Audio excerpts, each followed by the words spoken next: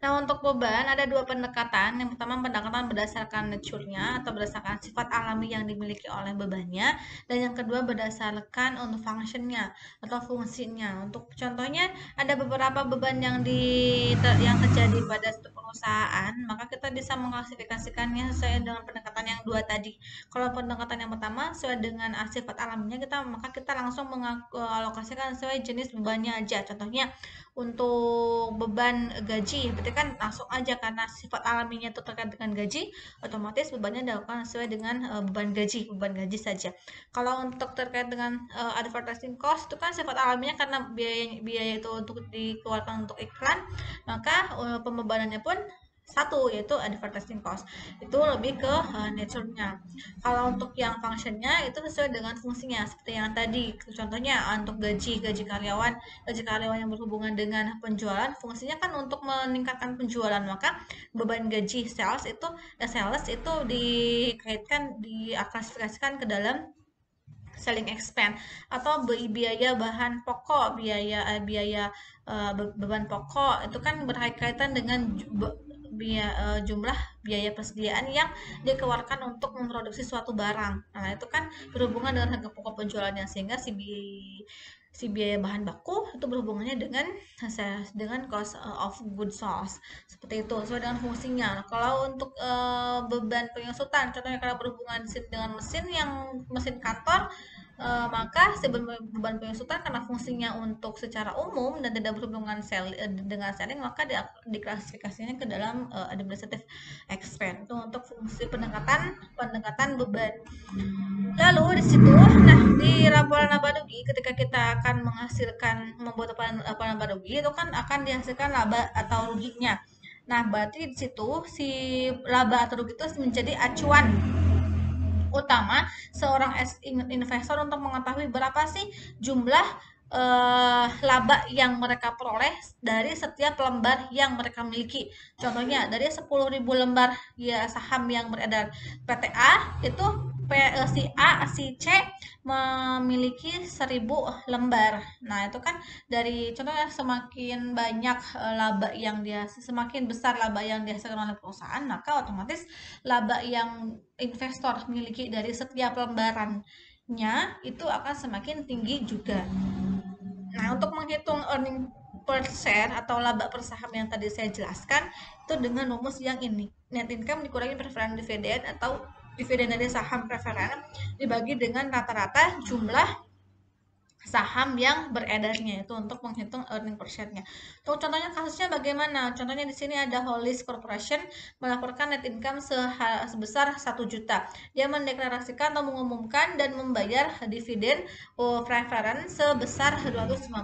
Selama tahun 2020, Hollis memiliki rata-rata saham biasa yang beredar senilai 190.000. Maka kita tinggal memasukkan angka yang ada di informasi tadi ke dalam rumus yang ini. Net income tadi 1 juta dikurangi dengan preferred dividennya 250.000 dibagi dengan rata-rata lembaran saham biasa yang beredar 190. Dapatlah di sini 3,59 per lembar saham. Nah, untuk contoh pelaporan di laporan keuangan realnya bagaimana, kita lihat ya di laporan laba rugi yang BNI tadi. Nah, ini ya. Di sini kan tadi ada pendapatan, ada beban dan seterusnya. Lalu ada laba operasional. Laba operasional tadi kan ini ya implementasi yang tadi format 2, ada pendapatan, lalu ada beban-beban. Kalau dengan beban-beban menghasilkan laba operasional. Laba operasional ini menjadi acuan untuk menghitung beban pajaknya. Nah, ini kan pajak yang dibayarkan. Lalu di sini ada laba sebelum pajak ya. Ini ada tambahan beban operasional non operasionalnya.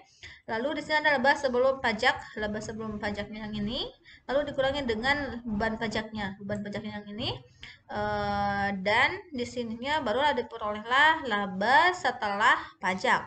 Nah, laba setelah pajak ini atau laba tahun berjalannya inilah yang diakui sebagai laba bersih suatu perusahaan, yang nantinya itu yang laba ini akan menjadi net income yang tadi yang kita masukkan ke dalam rumus untuk menghitung earning per share yang ini.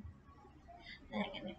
Nah, ini kan ya ada laba tahun berjalannya. Lalu kita lihat nih, bener nggak kalau semakin tinggi laba itu akan meningkatkan earning per share-nya?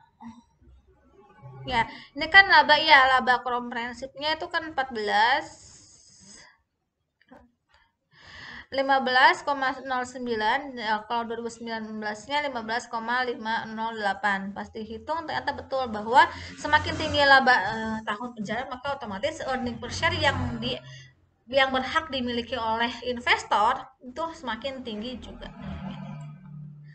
Betul-betul ya bahwa yang tadi disebutkan di teori. Lalu selanjutnya kita akan membahas tentang comprehensive income.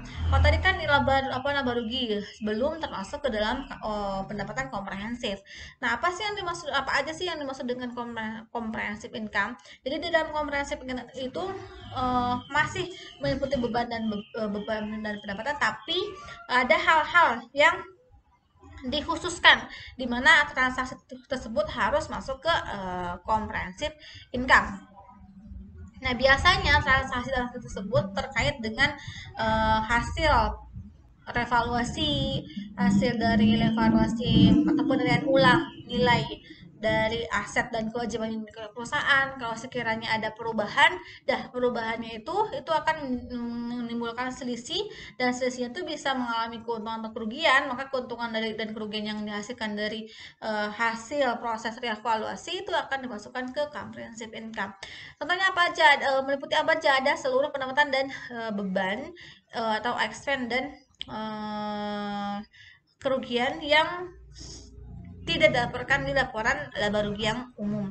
Yang pastinya itu akan berdampak juga nih pada equity atau perubahan equity-nya, karena setiap adanya revenue ataupun expense ataupun loss di luar, baik itu di dalam meliputi kegiatan operasional dan operasional, otomatis akan berdampak pada equity. Kalau sepertinya ada income akan menambah equity, dan kalau ada expense itu akan mengurangi equity.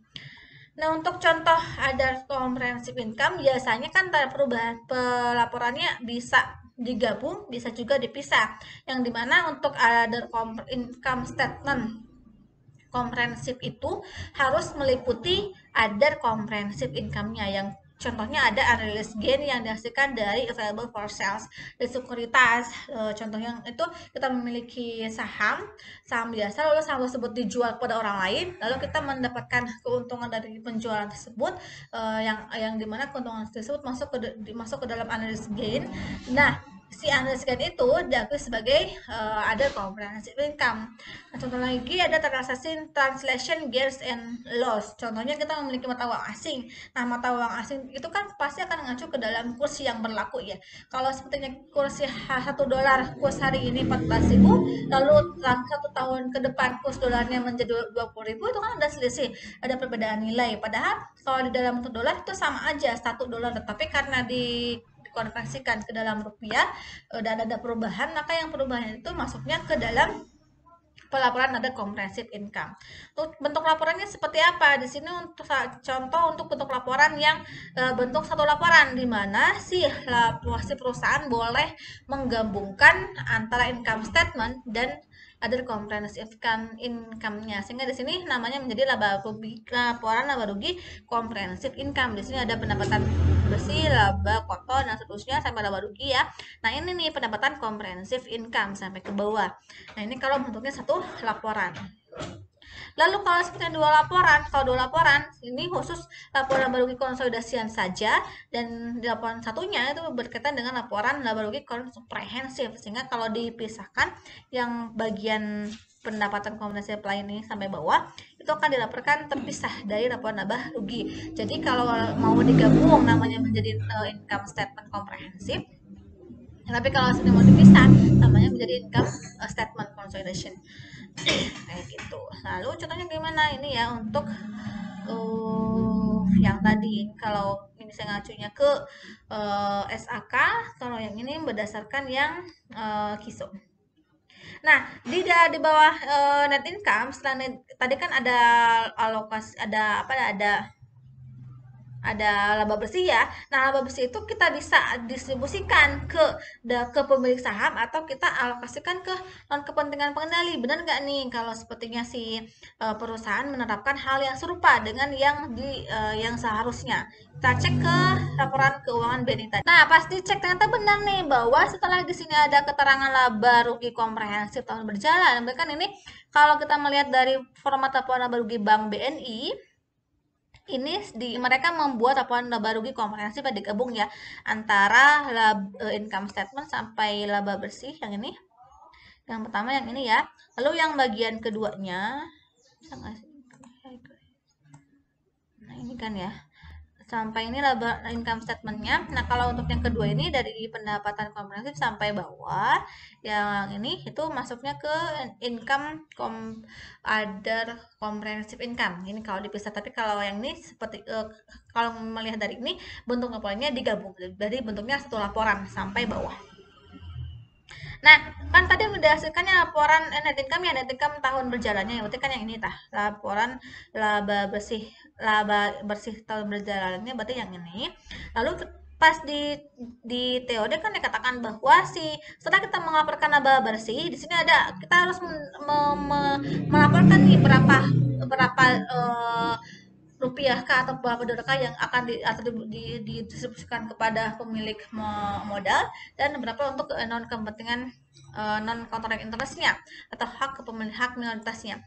Di sini tetap betul bahwa di BNI juga dilakukan hal yang serupa. Setelah mereka melaporkan laba bersih tahun berjalannya, mereka melaporkan sekian 15 jutanya untuk dibagikan kepada pemilik entitas induk dan sisanya itu kepentingan non pengendali. Jadi untuk kepentingan non pengendali ini si pemegang saham yang memiliki hak minoritas haknya itu lebih kecil dibandingkan pemegang saham yang lainnya. Nah, kalau untuk lebih jauhnya untuk entitas induk dan anak ini akan kita diskusikan di akuntansi keuangan lanjutan. Jadi bagaimana yang diakui sebagai induk dan mana yang diakui sebagai anak.